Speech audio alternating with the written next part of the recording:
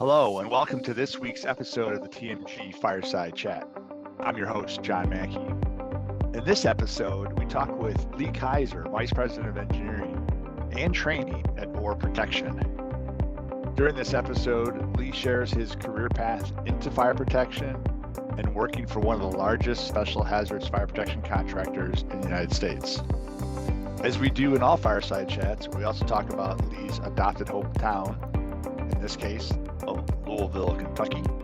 We talk about bourbon, we talk about the food scene in Louisville, and then of course we get into his perspective on the fire protection space. We talk about the role of the special hazards contractor, the evolution of codes and standards, and the role of the Fire Suppression Systems Association, where Lee sits on the technical committee as the chair. Thank you for joining us on this episode of the TMG Fireside Chat. We hope you enjoy it, and we'll see you next time. Hello, and welcome to this week's episode of the TMG Fireside Chat. In this episode, we're sitting down, or actually standing in the panel training center for Orr Protection and the VP of Engineering, Lee Kaiser. Hey, how you doing, John? Hey, great. Thanks for joining us, man. Good to see you. Thanks for coming out. Yeah. As you know, the TMG Fireside Chat is geared towards fire protection related topics. This week we're going to talk to Lee about his background, what's going on at Orr, share some perspectives about the industry, the challenges that we have, and what have you. Be sure to, as we always do with all the social medias, like, follow, share, subscribe, you name it, and stay on top of the information that's coming out from us and all the other social platforms across fire. So You bet. all right, You bet. Well, that's how everybody learns now. Right? that's our world, right? Yeah. It really is. So first, thanks for the invite. It's great to be here in Louisville. Thanks for coming to Louisville. Yeah. So Louisville, we'll work on that with you. I'm from Chicago, living in Alabama, so my accent's all over the place, and my pronunciation. It helps if you feel like your tongue has swollen in your mouth a little bit. Okay. And you can get the Louisville out a little correctly. It took me about 2 weeks to figure it out. Because Okay. I'm not a native Louisvillian. All right. So where are you from originally? I'm from northwest Illinois, Okay. the Quad Cities area. Yeah. Very So good. I'm a farm kid. You're a farm kid. Yep. All right. Very good. All right. So transplant from Illinois to Kentucky, Louisville. Yeah. Sports teams. I mean, I know this, especially in the South. Everyone I met, you figure out a sports team. So I'm still pretty associated with the Chicago team. Yeah. I'm still a Bears fan. sorry. No one's bought I'm kind of a free agent fan for the Bears. Yeah. I could be purchased easily, I think. I'm still a Cubs fan, and they've won enough for me to feel comfortable with them. I still hate the St. Louis Cardinals. Okay. Good. Because that's normal for a Cubs fan to hate the Cards. Yeah. Very good. Well, I'm from Chicago, so I grew up in the south side of the city. So still a White Sox fan. Are you? Yes. Yeah. But I don't hate the Cubs, if that makes any sense. Well, if you've ever been to Wrigley, it's a really fun place It to go. is, yeah. It's a great ballpark. Yeah. One of the absolute best. All right, so we do this rapid fire question. We just talked about sports, but other things that you want to share with the listener with regard to, let's say, favorite beverage. You're out and about, either out having dinner with your wife or friends, or maybe even out for work. What's the first beverage you're going to grab? Well, I'm the darker the drink, the better for me. Okay. So, dark beers, Yeah. corn whiskey aged in oak barrels, known as bourbon. Dark rums. Okay. So, and red wines. All those, they're all they're all potentials. Yes, yeah. So being the red wines is probably going to push towards more of the cabs and the Chiantis and Sangioveses. And I like the Chiantis and Malbecs Yeah. and Pinot Noir. Those are the ones that come off All right. that are ordered from time to time. Very good. Very good. Well, I'm in Louisville, as you know. Part of my trip here is for the Bourbon and Beyond Music Festival. So Yeah. I will be getting my fix of bourbon, options all weekend long. So It's amazing how many people come to Kentucky for bourbon tourism. So there's just a ton of options to go visit and places to see different distilleries and brands. You can buy it a little cheaper in Kentucky than you can in other parts of the country. What about food? Okay, so Louisville has one of the highest, if not the highest, restaurant spending per capita. This you did not come here for all this detail, but what I've always heard, and what we experienced when we first moved here about 12 years ago, any restaurant, including the chains, it was a 45-minute wait. Okay. No matter what day of the week to get in. Yeah. People just go, it was a restaurant town. And I think maybe some of that's changed in the pandemic, but the reason is we've got Sullivan University here, which is they have a culinary program. Sure. And I've always heard it's the number 2 culinary program in the nation. Really? And don't want to bash any chefs out there, but the ones that go to Sullivan can't afford to leave Louisville. So they work for all these restaurateurs pretty cheap. And we've got a lot of great restaurants in Louisville. All right. So it's great food to see. Good. All right, I'll keep that in mind. So next time I come back, we'll do food, and they'll figure out how to squeeze in a distillery tour to do some bourbon tasting. I mean, I know a guy I volunteer on a fire department with is involved in Angel's Envy. You know, and other FSSA people love Angel's Envy. He's the master distiller guys for them. So that's Wes Henderson. Oh, so yeah, Angel's Envy rye is my go-to on the road. It's hard to find. Is it? I've never even heard of the rye, but I mean I know the Henderson family because we've done fire department stuff. That's great. That's great. All right, one of the questions I always ask in every one of these episodes is, in high school, right? We get our yearbook, and usually in the yearbook there's a section about most likely to. Mm-hmm. So when we go back to your yearbook and when you graduated high school, what would your classmates say about Lee Kaiser, most likely to? I think unless you knew me really, really well, you would say I was most likely to continually be in a cast, because I broke a lot of bones in high school, and not like there was a problem or anything. I just had some accidents, and I was in a cast for 2 years with my wrist. I broke it in football and kind of let it go before we got it corrected, and so that I'm most likely to break a bone or be in a cast. All right. How's the wrist today? When the weather changes drastically, it sings to me every once in a while. Tells you when that low pressure front's coming through. Yeah, big barometric changes. I feel it. I'm sure that won't get worse as I get older. Yes, I'm sure we all have aches and pains, but that will always remind you. Yeah. So, well, great. Well, so let's get into it, right? So, in this podcast, we always try to talk about a number of different things specific to the industry. The themes are always around, how we all ended up in this space, because most people in fire protection didn't necessarily go to school to be in fire protection. They found a path here one way or the other. So let's start there. How did you get into fire protection, and what ultimately led you to Orr Protection? Well, I mean, I did go to school for engineering.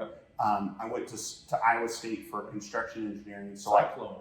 I was Cyclone, I always liked construction. I had my own painting contracting business in high school in my first couple of years. So I painted houses and barns and silos and things like that in the rural community we're in.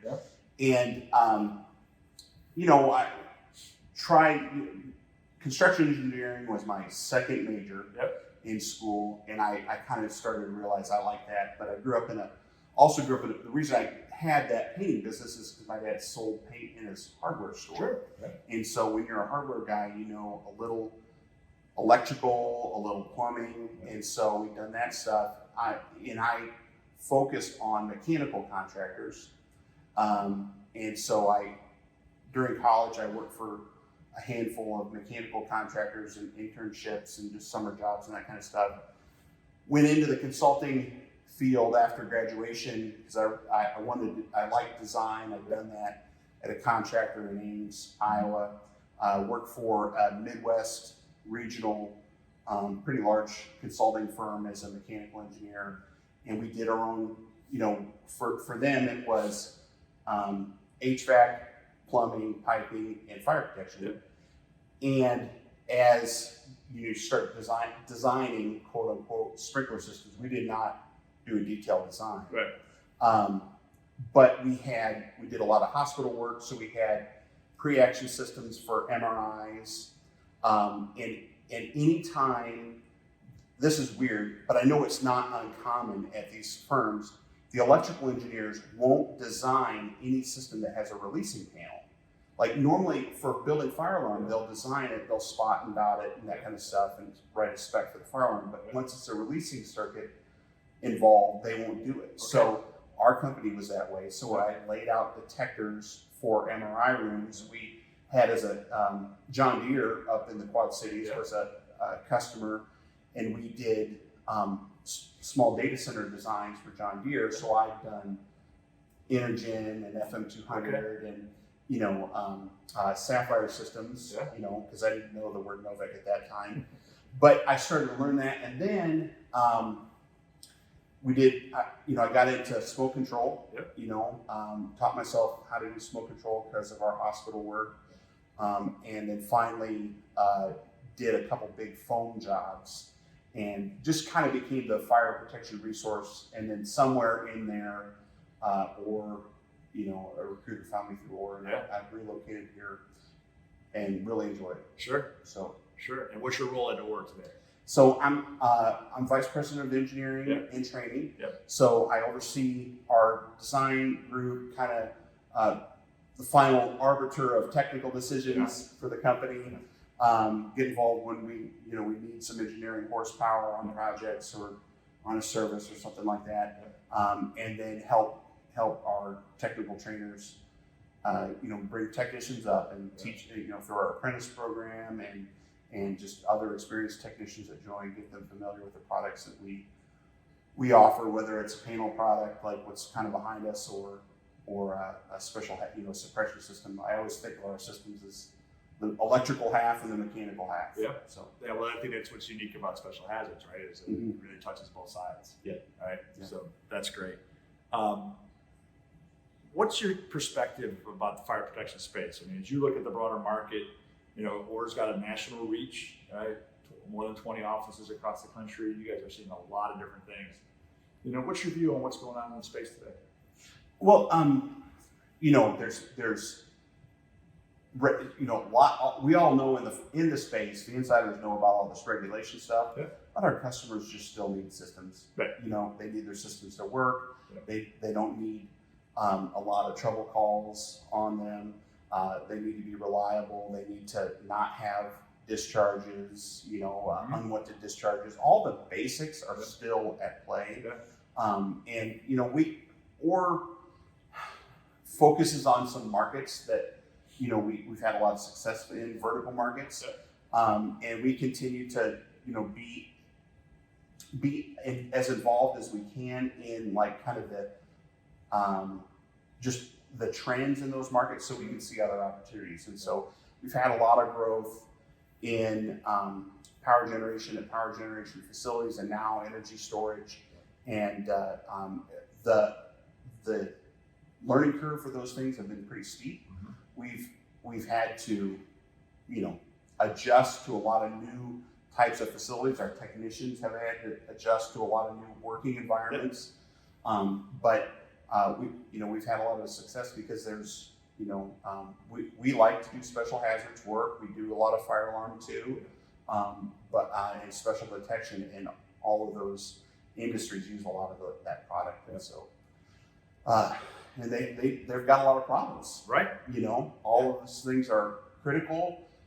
We say our tagline is mission critical fire protection experts, and we like those spaces that are critical, because they need the products and they want good service and they don't want a lot of oopsies. Right. When I think that and knowing each other's backgrounds, prior to doing what I'm doing, working at Hiller, the role of a special hazards contractor is truly that they are the expert, right? And it's about the relationship that you create with that owner, because they have this new hazard that's coming into their space.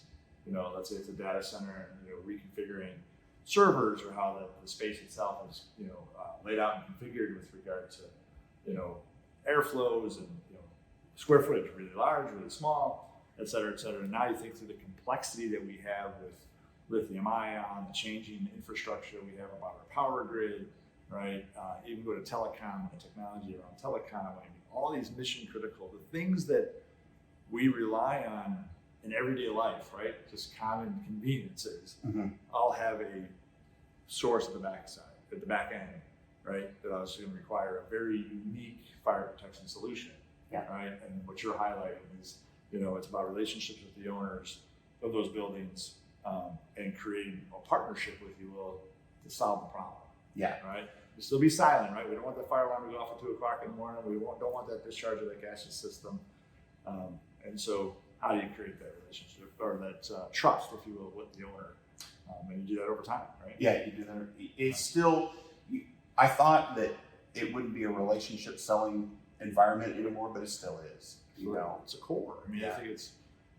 I look at the role of fire protection engineers not any different than HVAC or plumbers. People that are facility managers, for example, have some sort of engineering background, right? And maybe even technical with regard to a trade of some sort, but they're not the fire protection expert. And they just want a resource that's going to help them deal with that aspect of the building or the facility, right? And so that's where we come in, is that we are your expert to meet that need. Yeah, well, I mean, we all know that fire protection is kind of regulated. It's code required in so many different types of buildings, but it's not the primary issue. It's one of those systems that sits there until you need it, and you don't want it to cause you trouble because it's not something you're touching every day. No. So it just kind of needs to exist, be problem free until you need it. Yeah. All right. So when you look at the industry, what's our greatest strength? I feel like no one's going to say that we're fast moving, right? We can't even say that, but we're pretty honest. I mean, I think all together as an industry, we're honest about what works and only recommending things that work and give a benefit and don't cause harm. Yeah. Okay. And so I really think that's one of the best things about our industry. Everybody tends to be really still focused on, hey, I'm in this industry because I can make a difference in your business. I can keep people safe. So much of what we do in the fire protection industry is about, especially like the building stuff, not the fire service, but it's keeping the fire service from having to do too much of putting, the guys on the big rig trucks in dangerous situations. Absolutely. These systems go into big buildings, right? And the bigger the building is, the more dangerous it is for a fire department if it's really, filled with smoke and all that stuff. So I think everybody still has that in mind. And because of that, we're all honest, we don't want to sell stuff that doesn't work. We want to put in systems that do work. So earlier podcast, this is coming off of NFPA. I forget who I was speaking with, but Brian Scholl, who's the deputy fire marshal for City of Phoenix, was talking about the relationship between fire protection contractor and authority having jurisdiction, ASJ, in the context of Phoenix. And he goes, we need effective fire protection contractors and the relationship between the both have to be very constructive and aligned, because the fire protection contractor is protecting the lives of the heroes that go in the building, right? And the fire service has an expectation that the systems that we're designing and servicing are operating as they are designed, because when they roll up, they know what's in the building, it has to work. And so just it highlights the relationship to your point about, the red trucks are expecting that systems are in place and they're going to operate because it's protecting them as they roll in. Yeah, I mean, there isn't hardly a fire department in the country that's overstaffed. And so they have a lot of tasks to do when it is an emergency. And if we can, make their lives easier with systems, get people out of the building so they're not escorting people out of the building. That's why our systems exist. And so we've got a great track record, right? I mean, I remember this conversation. A man from Brazil gave a presentation at an SFP conference about hey, US, Yeah. don't forget, you guys lead the industry in fire code development and commercial fire construction. The rest of the world rides your coattails, and we still need it. And he highlighted one of the disco, the club fires that had happened in Brazil, and some of the issues with that, and how those things would have been addressed if it was built under, even semi-modern code. Right. Those egress things wouldn't have happened. People would have got out of that building. We've certainly had our tragedies here in the U.S. in commercial buildings, but the rest of the world, they need all those things. And now, as we continue to start to focus on how do we keep homes safer, and that's still where most of our fire deaths are in residences. Right. That all that will benefit the rest of the world too eventually. It takes time, but it's important. I was at the NFSA conference back in May, and one of the things that we talked about the evolution of the NFSA and sprinkler technology, right? So Frederick Grinnell invented the automatic sprinkler, I think, in the late 1890s, I think 1895, 96, I think comes to mind. And then there was a fire, I'm not sure where I was in the country, in like 1905, 1906, and that's what opened the doorway for the National Fire Sprinkler Association, right? And so now you look at their long history, but for every incident, unfortunately we had lost a life, but they created the code, right? And to your point, I think that's where the U.S. market leads, is that, we try to learn from mistakes or, unsafe conditions and how to make it better. Okay. And it's reassuring to hear that, and remind us too, that the rest of the world is following us in that context, right? Because we do have the resources, we have capabilities, so let's continue to lead on how to create a safer place elsewhere. Yeah, so taking that one step forward now is how do you hate to learn after the fact, after a loss of life. So one of the things that I'm sort of taking personal, or affords me the ability to be part of the NFPA, sit on technical committees, that kind of stuff. I'm really focused on what are those things in the future. What can we do today in the codes to address future problems? Yeah. And I chair the data center standard, NFPA 75. Okay. One of the things I'm really concerned about is computing for autonomous vehicles. Okay. And that's not, it's close, because when I was in Las Vegas this week, I could order an autonomous vehicle through my Uber app, right? I didn't happen to, because I don't quite trust it yet. But I mean, that's going to be public modes. Who knows? We may not even own cars in the future. Maybe just order a ride whenever we need to go someplace, and something comes and gets us. Well, somewhere there's a computer making that all happen. How do we protect those computers so that they are hardened against fires or other catastrophes, and then they don't mess up, quote unquote, while someone's riding it? Because those are precious lives. Every life is a gift. Absolutely.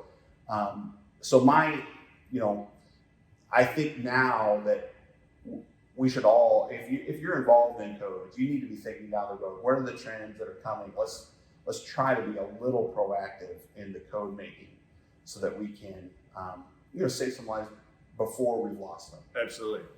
That's an interesting perspective, because just knowing how the history of some of these codes and how they've evolved.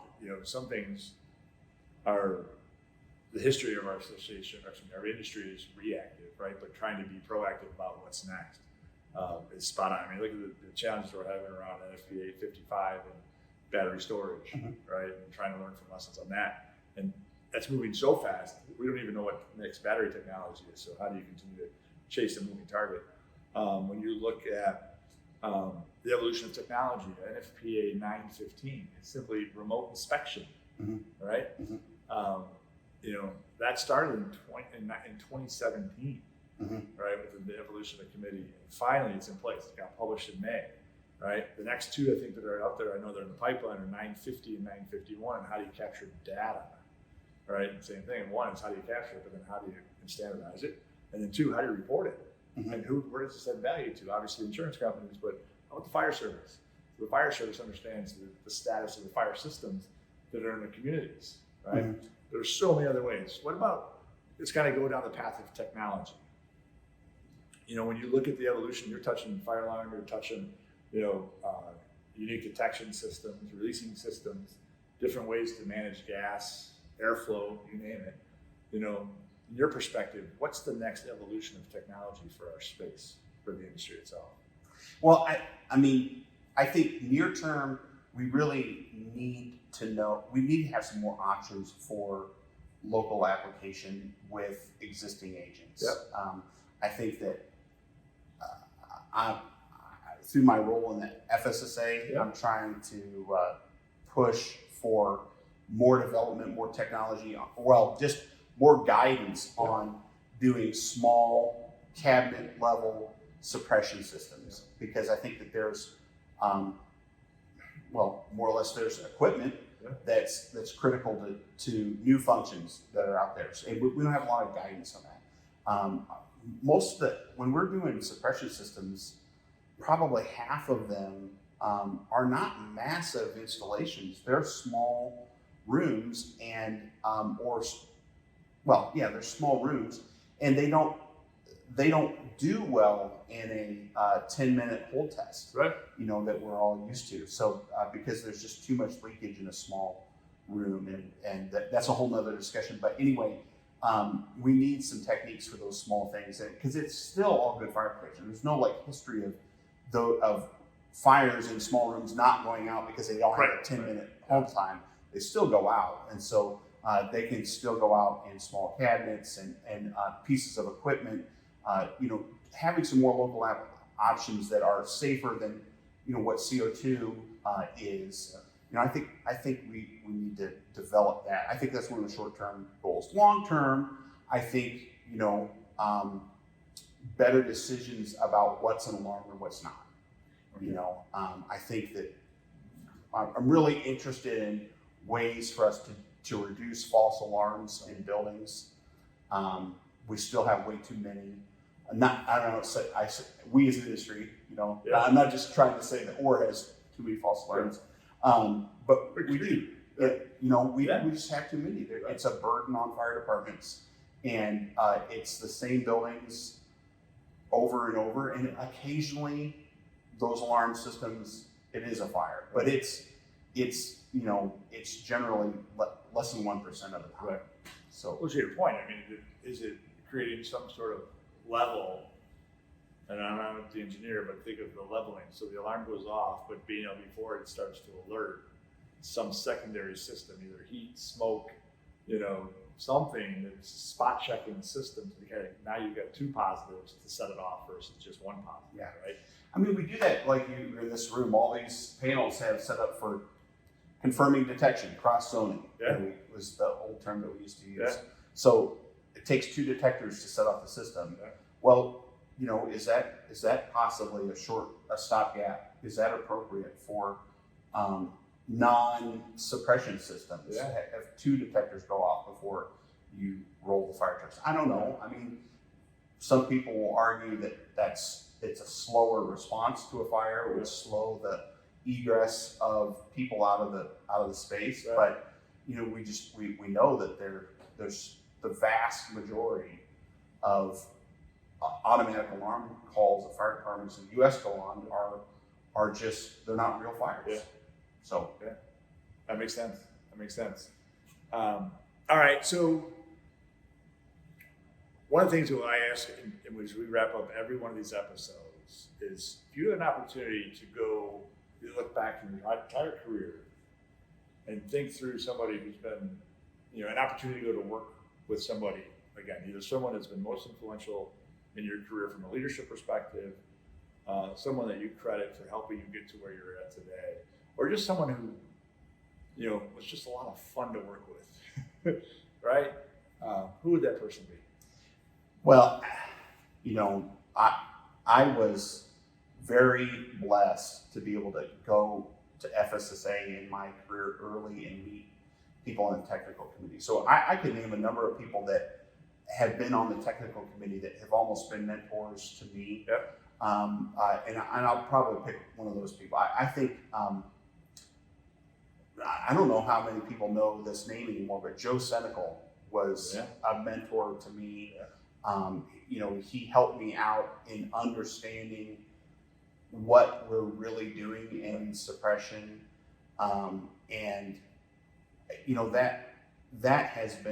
That's always been, I've always been appreciative of Joe and Dr. Joe, Yeah, I mean, that's an icon. You think of Mount Rushmore in our industry who's been most influential on the design, applications of our systems. I mean, Joe was at Kidde for 45 years. Yeah, long time. I mean, long time. I remember meeting him last year before he retired.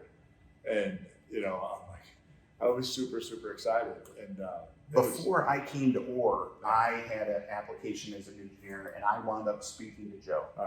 And it was a titanium application. And that was the first time I ever spoke to him. I didn't even know who he was. But now his advice then was correct. Yeah. We're finally getting to the point where with some systems we're able to like argon, we can really apply argon systems, and that was his answer then. But there was no argon option back then. Another person, I know it's just supposed to do one, but I'm going to do two. Oh, okay. We had a lot of people influence, so I get it. Yeah. We've done so much with Vezda over the years, and someone who works for us now, but he's worked for other people, Dave Allen. I don't know if you know Dave. Dave's getting ready to retire. He's been, was always influential with me, in not only in just learning that product and how it applies, how to speak about it, but just all other business things and kind of how the industry works. Dave has always been really forthcoming with information. So really appreciate Dave. That's great. And I think that, part of the reason why I always ask that question is just because you look at everyone that's been part of the podcast, but then also everyone in our industry, we've been touched by somebody, right? Someone that said, here's an opportunity for this and here's an opportunity for that. And, we wouldn't be where we're at today if it wasn't for the generations before us. And, in your case, you've identified two great people that have, not only helped you in your career, but been, very influential in our industry as a whole. Absolutely. Right. So that's great.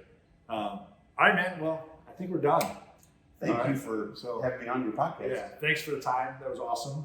Appreciate it. Appreciate it. And all right, thanks everyone. We're good for this episode. Really appreciate your time listening.